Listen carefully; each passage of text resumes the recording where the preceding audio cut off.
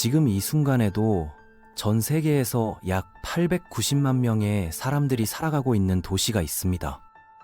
그중 거의 40%가 해외에서 태어났죠. 300개가 넘는 언어가 사용되고 지구상 거의 모든 국가의 사람들이 모여 사는 이곳은 단순한 대도시를 넘어선 하나의 세계라고 할 수 있어요. 바로 런던입니다. 많은 사람들이 런던의 다문화적 특성을 현대 세계화의 결과물로 생각하곤 하는데요. 놀랍게도 이 도시는 지난 2000년 동안 줄곧 이런 모습이었거든요. 로마인, 바이킹, 노르만족부터 전 세계 각지에서 온 이민자들까지 런던은 언제나 다양한 사람들의 집합소였던 거죠. 제국의 흥망성쇠, 파괴적인 전쟁, 문화의 융합이 수세기에 걸쳐 쌓이면서 오늘날의 런던을 만들어냈습니다. 그런데 이 도시는 처음부터 이렇게 거대하고 중요한 곳이 아니었어요. 템스 강변의 작은 로마 전초기지에서 시작해서 지금의 세계적 대도시가 되기까지 그 과정에는 수많은 반전과 위기가 있었죠. 화재로 도시 전체가 불타버리기도 했고 전염병으로 인구의 절반이 사라지기도 했습니다. 폭탄 세례를 받아 폐허가 되기도 했죠. 그럼에도 불구하고 런던은 매번 다시 일어났고 더 강하게 성장했어요. 오늘은 작은 변방 도시가 어떻게 세계의 수도가 되었는지 그 놀라운 2000년의 이야기를 들려드리겠습니다. 서기 43년 로마 제국이 브리타니아 섬을 침략했을 때부터 이야기는 시작됩니다. 로마인들은 템스강 북쪽, 강이 가장 좁은 지점을 발견했고 그곳에 방어 정착지를 건설했어요. 론디니움이라는 이름을 붙인 이 작은 요새는 전략적으로 완벽한 위치였죠. 다리를 놓기 쉬웠고 로마 제국의 광대한 도로망과 해상 교역로를 연결하기에 이상적이었거든요. 하지만 초기 론디니움의 역사는 순탄하지 않았습니다. 건설된 지 불과 17년 만인 서기 60년, 켈트 여왕 부디카가 이끄는 대규모 반란군이 로마의 지배에 저항하며 일어섰어요. 그들은 론디니움을 습격해 도시를 완전히 불태워버렸죠. 주민들은 학살당했고 건물들은 재로 변했습니다. 고고학자들은 지금도 런던 지하에서 그때의 화재 흔적을 발견한다고 해요. 그런데 놀라운 건 그 다음이었습니다. 로마인들은 포기하지 않았거든요. 오히려 더 계획적이고 웅장한 도시를 재건하기 시작했죠. 서기 80년대에는 거대한 포럼이 건설되었고 알프스 북쪽에서 가장 큰 바실리카도 세워졌어요. 사원과 목욕탕이 들어섰고 1세기 말에는 약 6만 명이 살아가는 번성한 도시가 되었습니다. 190년에서 225년 사이 론디니움은 브리타니아 속주의 수도가 되었어요. 이전 수도였던 콜체스터를 제치고 말이죠. 이 시기에 로마인들은 중요한 결정을 내렸습니다. 도시 주변에 거대한 방어벽을 건설하기로 한 거예요. 이 성벽은 앞으로 수백 년 동안 런던의 경계를 정의하게 되었고 뉴게이트, 올드게이트, 비숍스게이트 등 역사적인 7개의 문을 포함했죠. 하지만 410년 로마 제국의 쇠퇴와 함께 마지막 로마 군단이 브리타니아에서 철수했습니다. 거의 400년간 지속된 로마의 지배가 끝난 거죠. 론디니움은 급격히 쇠퇴했고 5세기 말에는 거의 유령 도시가 되어버렸어요. 한때 6만 명이 살던 번화한 도시가 텅 비어버린 겁니다. 5세기와 6세기 앵글로색슨족이 북해를 건너 이주해 오면서 새로운 장이 열렸습니다. 흥미로운 건 이들이 버려진 로마 도시를 그대로 사용하지 않았다는 거예요. 대신 로마 성벽 서쪽, 지금의 코벤트 가든 지역에 자신들만의 정착지를 건설했죠. 루덴이라고 불린 이 새로운 도시는 7세기 후반에 약 1만 명이 거주하는 번성한 항구 도시로 성장했습니다. 604년에는 런던 최초의 기독교 주교 멜리투스가 세인트 폴 대성당의 첫 번째 버전을 세웠어요.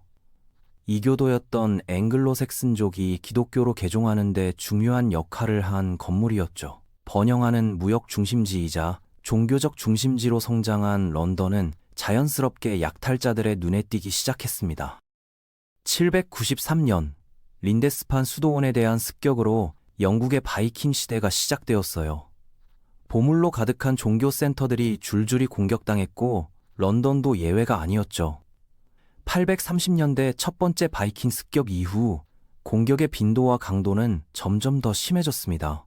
871년에는 상황이 완전히 달라졌어요. 바이킹들이 단순한 약탈이 아니라 정복을 목표로 했거든요. 거대한 이교도 군대가 런던을 점령하고 옛 로마 성벽 안에 주둔했습니다. 886년 알프레드 대왕이 이끄는 영국군이 런던을 탈환했어요. 알프레드는 즉시 도시를 재정비했죠. 앵글로색슨 정착지를 로마 성벽 안으로 다시 옮기고 요새를 재건했으며 템스강을 가로지르는 다리도 복원했습니다. 도시의 이름도 런던으로 바뀌었고요. 이때부터 런던은 상업적 중요성이 꾸준히 커지기 시작했지만 여전히 전통적인 수도인 윈체스터와 경쟁해야 했어요. 1066년 런던 역사의 가장 중요한 전환점이 찾아왔습니다. 노르망디 공작 윌리엄이 영국을 침략한 거죠. 헤이스팅스 전투에서 헤럴드 왕을 물리친 윌리엄은 런던으로 진군했고 그해 크리스마스에 웨스트민스터 사원에서 왕으로 대관했어요. 노르만 정복은 런던의 모든 것을 바꿔놓았습니다. 윌리엄은 토착민을 억압하기 위해 전국에 성을 건설했는데요. 런던에도 여러 요새가 세워졌죠. 그중 가장 눈에 띄는 것이 도시 동쪽 끝에 지어진 거대한 석조성이었어요. 런던탑이라고 불리게 된 이 요새는 이후 수백 년간 확장되면서 왕권의 상징이 되었습니다. 하지만 이 시점에도 런던은 아직 공식적인 수도가 아니었어요. 윈체스터가 여전히 그 지위를 유지하고 있었거든요. 11세기 후반, 화재로 윈체스터의 많은 부분이 파괴되면서 상황이 바뀌었습니다. 왕실 관청들이 런던으로 이전하기 시작한 거죠. 1097년 윌리엄 2세가 웨스트민스터 홀 건설을 시작하면서 런던의 왕실 연결은 더욱 강화되었어요. 의회 회의 장소로도 사용된 이 건물은 지금까지도 남아있죠. 중세 시대의 런던의 발전은 급속도로 가속화되었습니다. 인구가 1100년 1만 5천 명에서 1300년 8만 명 이상으로 폭발적으로 증가했어요. 토박이 주민들 외에도 프랑스 와인 상인, 플랑드르 직물 상인, 덴마크와 독일 선원들이 모여들었죠. 노르만 정복 이후인 1070년경부터는 유대인 공동체도 형성되었습니다. 도시는 여전히 성벽 안에 갇혀 있었지만 강 남쪽의 사우스워크 지역도 중요해지기 시작했어요.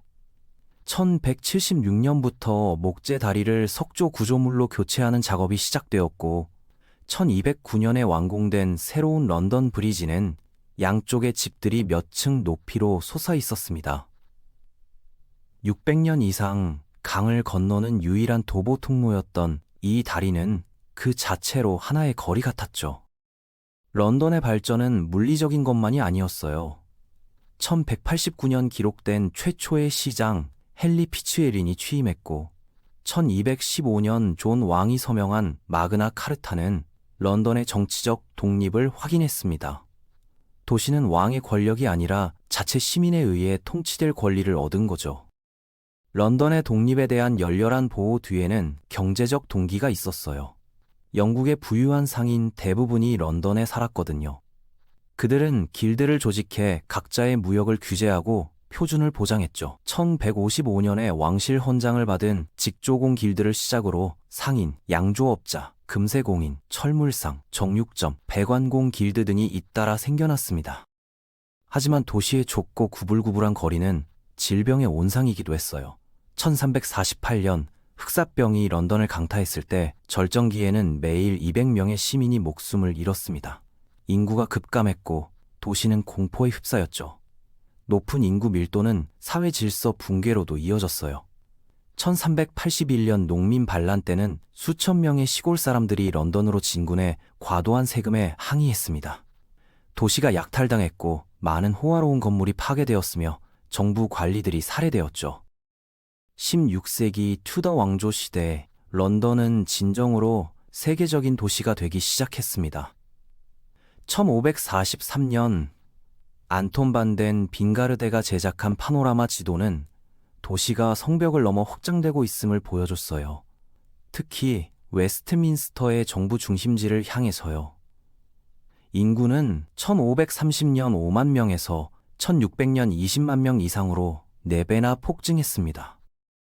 이러한 성장은 상업 중심지로서 런던의 중요성 증가 덕분이었어요. 전국에서 사람들이 더 높은 임금과 재산을 벌 기회를 찾아 몰려들었죠. 무역 연결도 확장되어 서유럽을 넘어 러시아, 아메리카, 아프리카, 인도까지 뻗어나갔습니다. 상인들은 무역 회사를 조직했고 이는 영국 제국의 토대가 되었어요. 런던 시민들의 여가 생활도 다양해졌습니다. 1574년 최초의 전용 극장이 건설되었는데요. 도시는 성벽 안에 극장을 금지했기 때문에 외곽에 지어졌죠. 사우스워크의 글로브 극장은 윌리엄 셰익스피어의 작품을 상연하며 가장 유명해졌습니다. 17세기는 런던의 엄청난 격변의 시기였어요. 1605년 12월 5일 가톨릭 신도들이 제임스 1세와 의회를 폭파하려는 화약 음모 사건이 발각되었죠. 1642년에는 내전이 발발했고 런던 시민들은 의회 편을 들었습니다. 왕당파의 공격에 대비해 도시 주변에 요새를 건설했어요. 1649년 1월 30일 찰스 1세는 반역죄로 유죄 판결을 받고 런던 연회장 밖에서 참수당했습니다. 10년간의 공화정 이후 1660년 왕정이 복고되었지만 런던의 시련은 끝나지 않았어요. 1665년 대역병으로 6만 명이 목숨을 잃었고 이듬해인 1666년에는 대화재가 도시를 휩쓸었습니다. 옛 성벽 안의 대부분이 파괴되었죠. 하지만 이는 새로운 시작이기도 했어요. 화재 이후 건축 규정이 도입되었고 도시는 주로 돌과 벽돌로 재건되었습니다. 크리스토퍼 렌 경이 세인트 폴 대성당과 52개의 교회를 재건했어요. 웨스트 엔드가 개발되어 귀족들의 새로운 놀이터가 되었고 코벤트 가든과 세인트 제임스 같은 지역에 저택과 극장, 커피하우스가 들어섰죠. 18세기 초 런던의 인구는 50만 명으로 늘어났습니다. 아일랜드인, 유대인뿐 아니라 아프리카, 카리브해, 아시아에서 온 이민자들이 다양한 공동체를 형성했어요. 1732년 다우닝가 10번가 공식 거주지가 되었고 1761년에는 버킹엄 궁전이 왕실 거주지로 개조되었습니다. 런던 브리지의 혼잡을 완화하기 위해 웨스트민스터 브리지와 블랙프라이어스 브리지도 건설되었죠. 19세기 런던은 세계에서 가장 큰 도시가 되었습니다. 산업혁명으로 시골에서 일자리를 찾아온 사람들이 몰려들면서 인구가 100만 명을 넘어섰고 세기 말에는 670만 명에 달했어요. 하지만 많은 이들이 찰스 디킨스가 올리버 트위스트에서 묘사한 것 같은 빈민가로 내몰렸죠. 범죄율도 증가했습니다. 1829년 로버트 필이 메트로폴리탄 경찰을 창설했고 이들은 1880년대 후반 이스트엔드를 공포에 떨게 한 잭 더 리퍼 사건 같은 악명 높은 범죄들을 다루게 되었어요. 철도가 도입되면서 런던은 더욱 확장되었습니다. 교외 지역이 주요 역들과 연결되었고 지하철 네트워크도 건설되었죠. 1851년 크리스털 팰리스에서 개최된 만국박람회는 600만 명의 방문객을 유치했습니다. 대영 제국의 지배력이 절정에 달했던 시기를 보여주는 행사였어요. 트라팔가 광장, 빅벤, 국회의사당, 타워브리지 같은 상징적인 랜드마크들도 이 시기에 건설되었습니다. 하지만 도시 자체는 여전히 더럽고 비위생적이었어요. 1858년 대학취 사건으로 템스강의 오염이 극에 달했고 조셉 바젤릿이 현대식 하수 시스템을 건설해 문제를 해결했죠. 그의 노력은 수많은 생명을 구했다고 평가받습니다. 20세기 들어 런던은 두 차례의 세계대전을 겪었습니다. 1차 대전 때는 독일의 제펠린과 항공기 공습으로 670명이 사망했고 12만 4천 명의 런던 시민이 전선에서 돌아오지 못했어요. 2차 대전은 더 파괴적이었죠. 1940년부터 1941년까지 블리츠 기간 동안 런던은 71차례 공습을 받았고 1만 8천 톤 이상의 폭탄이 투하되었습니다. 약 3만 명이 목숨을 잃었고 수십만 명이 집을 잃었어요. 전후 시대에 런던은 다시 일어섰습니다. 파괴된 빅토리아 시대 건물들이 철거되고 새로운 개발이 이루어졌어요.